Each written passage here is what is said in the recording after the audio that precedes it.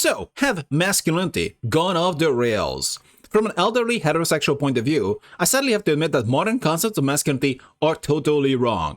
Does he not like fanboys? What have we done to fail so many young men of Gen Z, and even more than a few millennials, and they seem to not know what it means to be a man? It's a bit subjective though. As a boy, I grew up in Boy Scouts, which emphasized honesty, honor, duty, loyalty, kindness, and such as the traits a real man exemplified. The thing is, while I can appreciate standards, you also need to be real with people. You need to be realistic because the liars teach you to be honest. And if you're just honest all the time, naively, you're gonna look like a hedgehog from all the backstabs. Yeah, sure, you can be honorable, but can you be honorable with those who are not honorable? And what is duty? Then like blind obedience, loyalty, kindness. So while I can appreciate these standards, it also needs to be a world where these are rewarded the most. Otherwise, you're just teaching your kids to be meat for the grinder. None of it was about conquering, taking, having, dominating. The poem If by Rudyard Kipling was a guide to my conception of what a real man is, along with the books of Jack London. Jack London wrote about men striving, surviving in nature with rugged nobility. Even his villains did not abuse women, especially like John Thornton and the bond he formed with Buck near the end of the Call of the Wild. Okay. Now it seems so many so-called men, and I use vulgar words for them sometimes, seem that dominating others, especially women, gathering wealth, bragging, and forcing their desires, I hesitate to even associate will with them, is somehow masculine. The manosphere seems a perversion and not at all what I call manliness. Andrew Tate with his alpha male is a monstrous idea based on a totally bogus study offensive to Canis Lupus, who wolves respect and honor their mothers. Jordan Peterson denies Christ with his bizarre take on the Sermon on the Mount. I don't know, I'm not really keeping up with these people.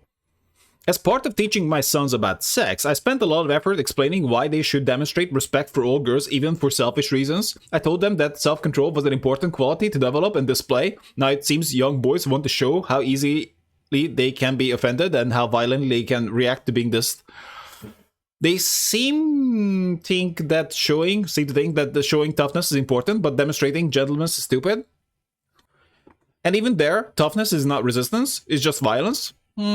Well, if you're just trying to look a certain way, that's almost certainly a mask for insecurity. How can it be that some think women should not vote? Why do they? Apparently, I saw that some women were advocating for that. No guy could advocate for that seriously.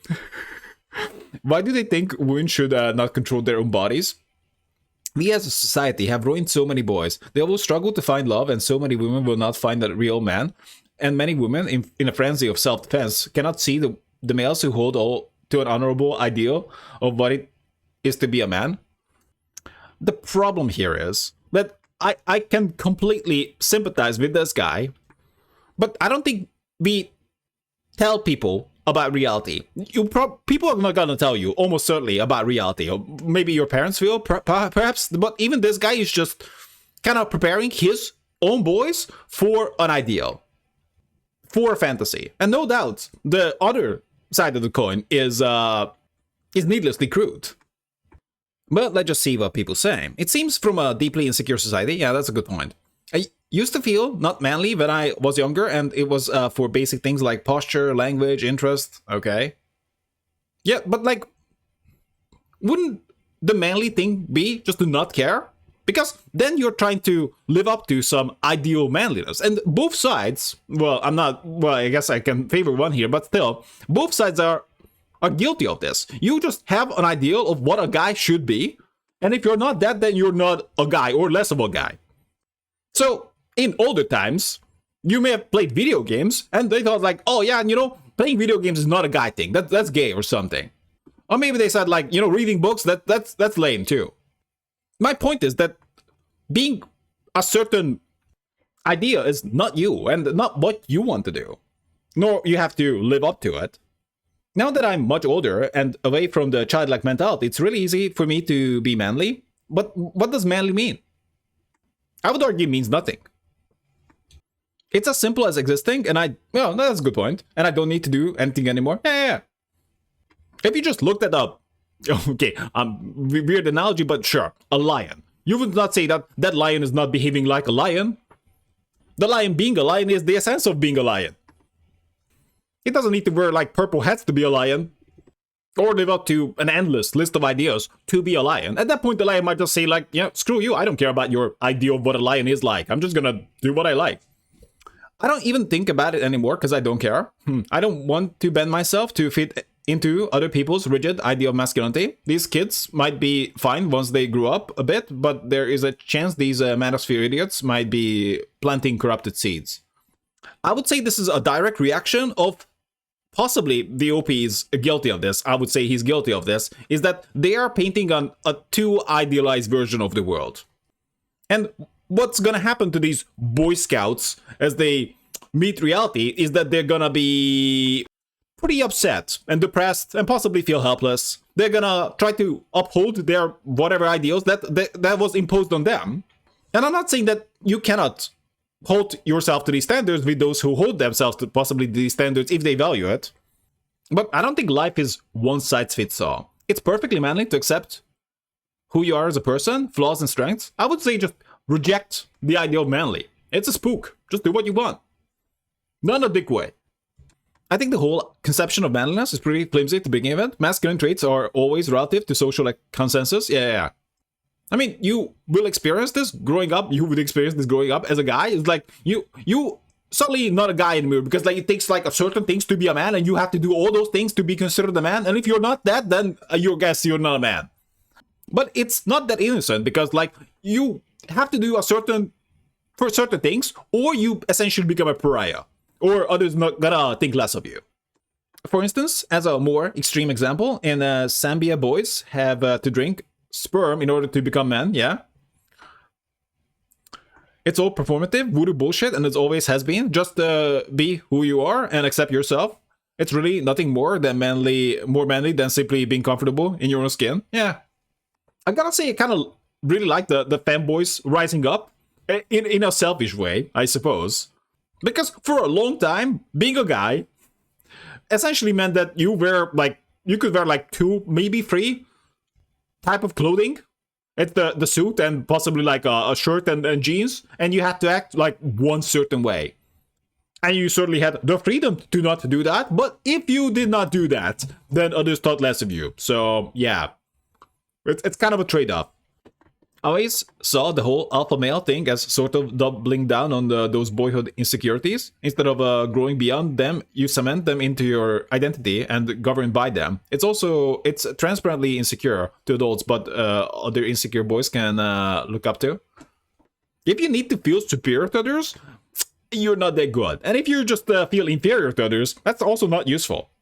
I kind of like the anarchist saying of no gods, no masters. And gods, I would argue, does not just mean like spiritual religion, but gods as ideas. So you're not enslaving yourself to beliefs, ideas, and whatnot. You're just you, right? You can just do things because you want to. And you don't need to justify it and rationalize it. Sure, you don't want to be a dick, I guess. But you don't need to be slave to gods. I can sell you integrity. I can sell you loved ones who are flourishing under your care. What I can sell you on is fitness supplements, stupid courses, and fancy cars. I'll tell you, being a man is being a particular kind of consumer, and you will spend your days trapped in this tiny box I've told you to sit in. Also, it's very easy to sell promises. Yo, listening to me! Yo! You're probably not making that much money, but if you listen to me, you could be making like $10 million a year. Just sign up to my course. The productivity guys make promises all the time, and I'm gonna call them all out. Because, productivity is just doing the work, and that's it. Nothing else. I guess you can do some organizing, but that's pretty much it. But you see guys out there who have 500 plus videos on how to get things done. And that's not how you do things. So their game is to make you insecure and dangle some kind of magic carrot that's gonna make you awesome. And especially if you're eating on the fantasy of that magic carrot, then you're ever less likely to admit that that carrot was fake and you're wasting your time. So the person is just is completely enamored in rituals and wasting their own time. Suppose you serve the god for decades. Are you gonna come over one day and say like, wow, I was stupid, right? I'm turning over a new leaf. Now, you're probably gonna spend one more day. Violence, physical or verbal, is a poor imitation of strength. It's still that common though. Arguably, our world is held together by force. You might not feel like it, but if you start disobeying, then you will feel it. Honestly, I was expecting this to be bad, but it was spot on. Bring back respect. Yet I really must critique his take, because instead of teaching the new generation to be Boy Scouts in this case, you should be changing the world so the desired behavior becomes the most rewarded behavior. So suppose he mentioned honesty, but we live in a world where being a politician means that you're saying whatever works best and trying to take as many bribes as you can. And you teach people honesty in this world? I say a man would overthrow this system. No? But of course he probably thinks he can't, so he just teaches his kids to be meat for the grinder. But I'm not disregarding that this could be a useful way to interact with people. Because cooperation is powerful. Totally agree, but it's not unique to men. Girls and young women are bombarded with unrealistic and unhealthy identities too. I think this is a symptom of increasing social media use. The currency of engagement driving an ever-widening wedge between expectations and reality. This is a generation being fathered by online charlatans. If you had a father or a father figure and seen how a man treats his family, his mom, his wife, his daughters, etc., then you learn about the traits of duty, responsibility, respect towards women. Historically, a community had enough men that anyone unfortunate enough to not have a father had multiple men step in to fill the role. A generation of men and women have been complicit in the erosion of the family and community structure and left the gate wide open for a huge number of boys to seek guidance from men who have no investment or real involvement in their own lives. They just want to get paid. Well, I would argue most of those guys just see these ones as like as a way to manifest their will, as a means to an end. I'm not sure they are trying to help though. The strong protect the weak has basically always been my motto for manhood. I like it, especially because it doesn't have to apply just for just men. It can apply for anyone. It is just a good human motto. I'm to point of wishing to leave concepts of masculinity and femininity in the rear view and focus on being good humans. I think it would serve us all better and be easier. Masculinity in this context would be just simply an idea or expectations others have for you that they expect you to live up to. Yet, even if not rules for thee and not for me, it's definitely not rules for all. When I first heard of Tate, I couldn't believe that young men would consider this guy to be a masculine role model. Well, the thing is, guys like Tate existed before and will exist after. But the reason Tate got popular is because the world was ready for him. I would more excuse the idealist if those who didn't live up to these ideals actually kind of struggled in life. But you often see that those who don't manifest these ideals are actually doing amazingly well. So yeah, you can teach your ideals, but have you also made a world that rewards this? For me, the masculine ideal, the kind of exemplified by Spartan warriors, samurai and cowboys, I'm not sure how much he actually knows about these people, has always been about holding yourself to a certain code of conduct and having the discipline to adhere to it. I mean, where is he getting this information? Like, some maybe like Hollywood movies? Even if you have to endure pain, and even if in the face of instant gratification and excess, even and especially everyone else giving in. Yeah, I don't think most people read history. The perfect example is Batman. Really. The rich guy who likes beating up the poor people. Stoic, silent, badass, keeping honor, even in a world that has become honorless. Right. Tate is exactly the opposite of that. Loud, flashy, pleasure-seeking, pushing underhanded tactics to get ahead because you think the world has done you dirty. Fucking pathetic. Right. I heard a coworker describe it well. She calls Gen Z the shameless generation, and it applies to everyone of that age, not just boys. Basically, her observation is that concepts such as honesty, honor, duty, loyalty, and kindness are something only for losers since there's no immediate gains for behavior in accordance to those ideas? Well, it would need to be mutually beneficial, I would argue, in most cases. Suppose you exemplified these ideas yourself, and it made you a loser. Then you have a world that does not reward it. To them, it's all about brutalist capitalist grindstone. Yeah, but you gotta keep in mind that they learned this somewhere. So you might spend your summer teaching them the Boy Scout thing, but they spent decades, 2 decades of their life learning the brutalist capitalist grindstone, where the things that you say are not rewarded, but other things that they exemplify. Lie, deceive, neglect, abandon, hate are all openly practiced as the optimal way to live since making decent money, the honest way, is virtually impossible for them. Yeah. They don't have the security blanket older generations had. They were left out to dry and survive any way possible. They don't have the comfort of getting a job debt-free, without a degree, buying a house and supporting 2 families. 2 families? They have 1 degree, 2 jobs, 3 roommates, and 0 homes. Society failed them before they were born. And society also hates them for being weak. And this kind of makes them antisocial, though.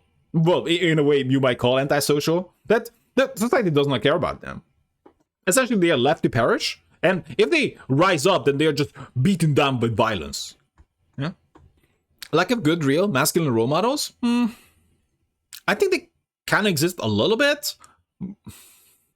I'm not gonna say to flatter the ego, but still, ultimately, it really should not be the internet or possibly hoping that the school will provide masculine role models, because you might also see that in school, that the kids, especially those kids that don't have fathers, will very much possibly get attached to guys because they are looking for a father figure.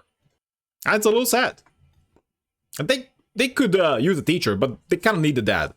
And there's not much to do other than, like, possibly teachers willing to be dads for them, at least in a very limited way. Andrew Tate has filled the gap created by the removal of everything you described growing up, and he's the societal cancer. Still, I would argue that you would need a world that rewards the Boy Scout behavior.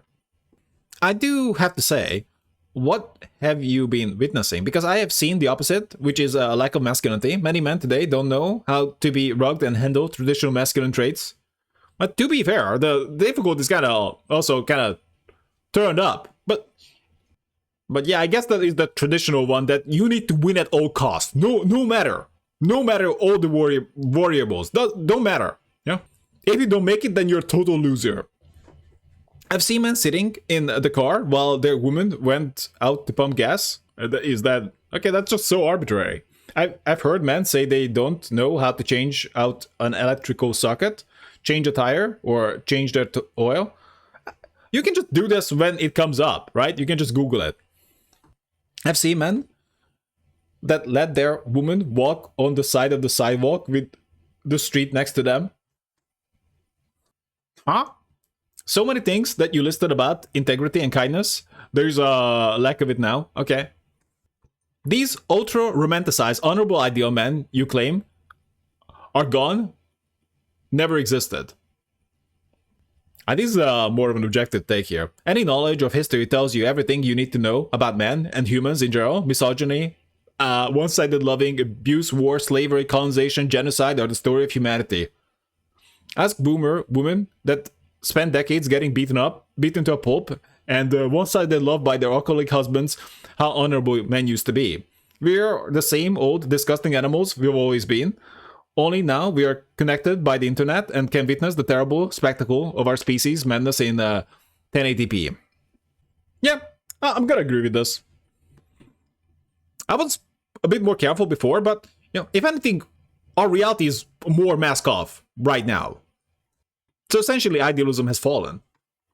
If you want your boys to be certain kind of men, you should be changing the world for them, so that behavior is rewarded, instead of trying to, essentially, in an unflattering way, teach them to be suckers. I'm not saying this to not cooperate with people, because that is good. But you should not be lying to your kids. Especially for your interest. Small subset of men that act and think like that, I feel it's just inflated from social media. I'm a real man. What is that? And no real man, okay. We don't act like that, nor we do know other men that act like this. That's a good point. It's embarrassing to see. I think there are enough of us still out there that know how we're supposed to behave. I'm really tired of this rhetoric. There's more to life than an obscure left or hard right and media influencers. Yeah. Society for a long time has demonized what it is to be a man. What is it to be manly? And today you have the extreme ends of this phenomenon, wherein you have those who overcompensate with hyperaggression and those who seek to abandon it altogether. I guess I would be the latter. I would be the anti-spook. This is not at all a new phenomenon in the black community either. We have been destroying families and perpetuating a cycle of young black boys being unable to find positive male role models in their community for generations now. Nobody batted an eye to the systemic incarceration of black men. My father was abandoned by his father, and I in turn was abandoned by mine. I have spent a long time figuring out what it is to be a man, what is it to be honorable and have respect for myself and others around me. King Warrior, Magician, Lover has always been an incredible tool on their journey and should be required reading for young men today. I don't know if just reading one novel is gonna be the answer. Here I'm really making the claim that what you see constantly, what you see for decades during your formative years is gonna matter so much more than reading one book. So I'm making the claim that you would have to make a world for the people you want to see. Bad incentive structures are the main reason. Bad behavior isn't punished past a certain net worth, and good behavior isn't conducive to success. Yeah. This has been the case for a long time. Actually, all of humanity. Well, certainly some cooperation is rewarded, but if you can get away with bad stuff... But social media and the news cycle put it in the face of the people, and especially young people. In the past, it was easier to lie and say, well, they are rich, but they're probably miserable in private. This is such a cope. Where now they post selfies from their private jet or with models in Dubai. Oh, wow, good people go to work, a job they hate, and get to be miserable to boot. People see that sharp contrast and start to feel like they were lied to. They are lied to. So I'm definitely not on the side of the OP, because he's too naive and idealistic. They look at their morally upright role models, if they had any to begin with, and watch as they toil away in old age and eventually just get dropped in a nursing home to rot out their last couple of years. It could be worse than that. You could end up as a total loser by trying to be right. In fact, we can look at the phenomena of nice guys. I'm not saying that they are nice at heart. You can argue that they are selfish, but you can also argue that this Boy Scout philosophy is kind of leading to the nice guy philosophy too. So essentially, the nice guys will finish last, and they will be fucking hated for it. They are gonna be the weak losers everyone hates and have no use for.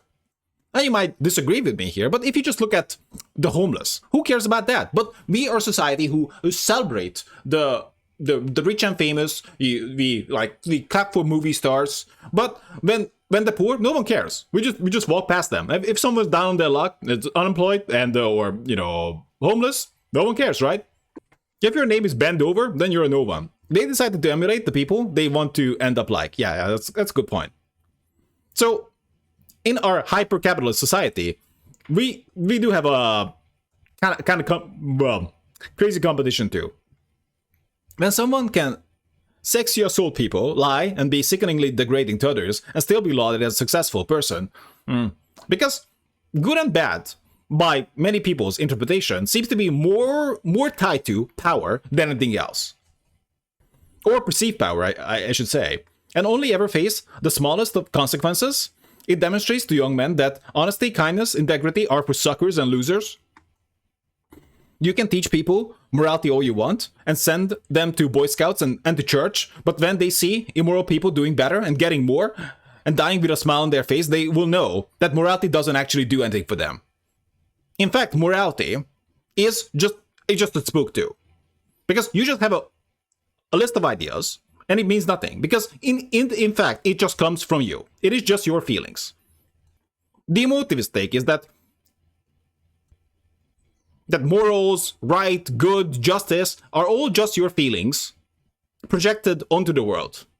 That many might be hating those who succeed, even if in a fair competition, because they kind of wish it was them. They may even become convinced that morality doesn't do anything for others either. Why give a homeless person money?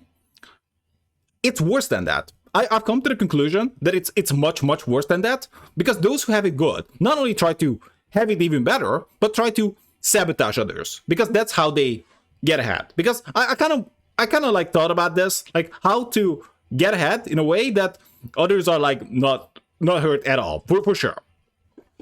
But if you look at companies, then they act like total psychopaths, and not only not concerned about that, but they actually want to cause as much disruption to their competitors as possible and become a monopoly.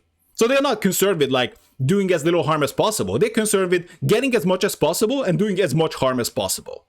Now you might disagree with me here, because they are definitely not rationally going to just out there just to cause as much harm as possible. They don't care about that, but they don't care about not causing harm either. You know, they'll probably just spend it on booze or drugs. They'll still be homeless tomorrow. Might as well keep your money. Yeah.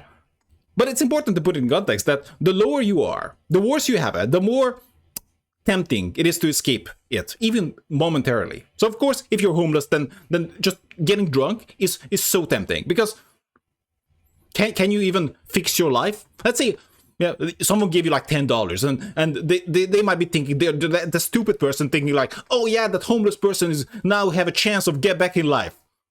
You're beyond deluded. All they can do is buy some booze, buy some bread, and that's it. Maybe they're gonna live till tomorrow. Young people also recognize the difference between what their parents say and what they do. Yeah, that's a very good point. And many parents control their kids hardcore. And they definitely have a rules for thee, not for me kind of situation. They're total hypocrites. Often, people who talk the loudest about instilling good values in their kids often don't do actions themselves. That's a good point, because if you need to tell, then you're not it.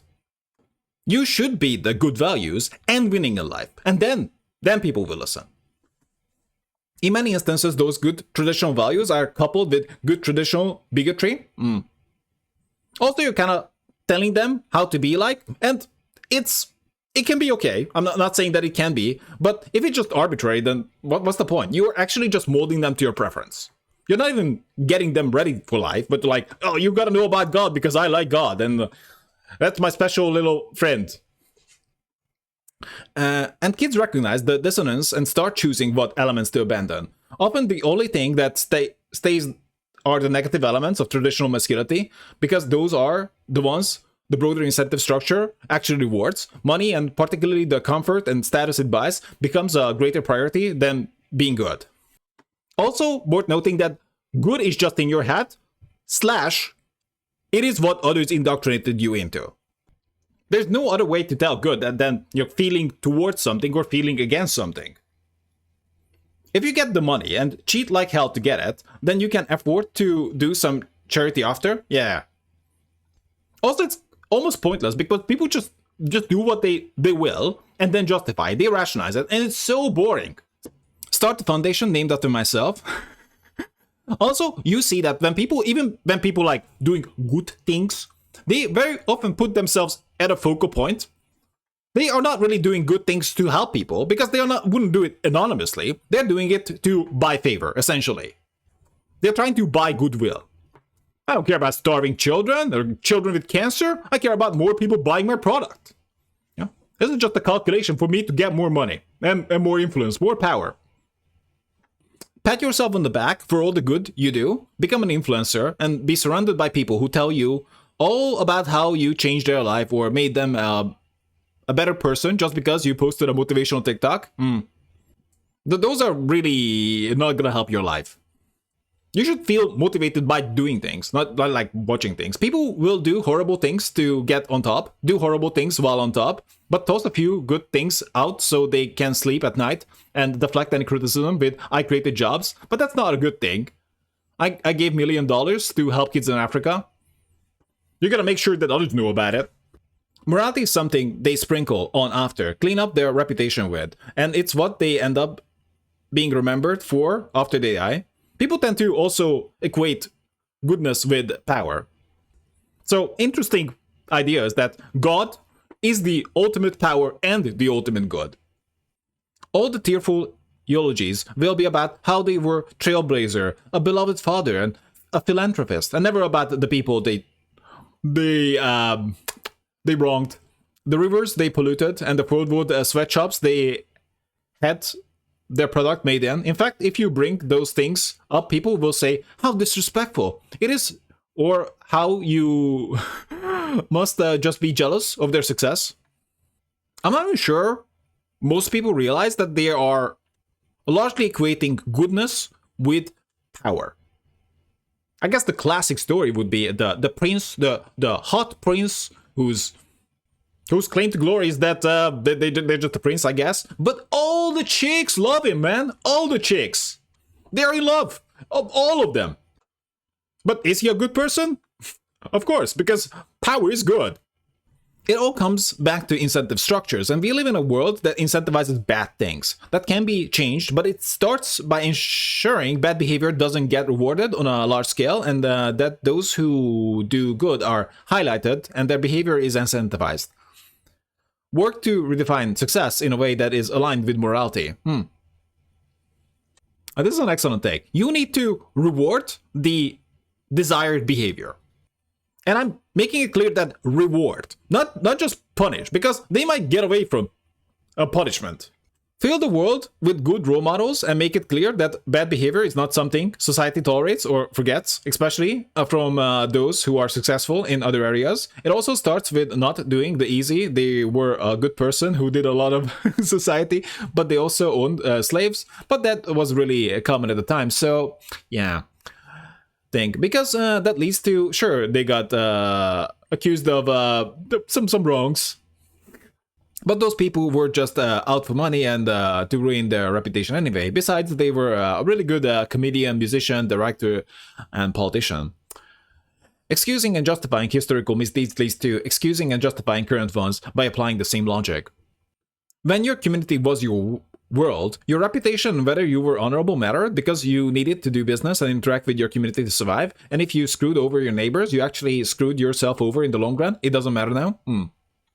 Also, accumulation is insane because in the past, in the far past, you can accumulate that much.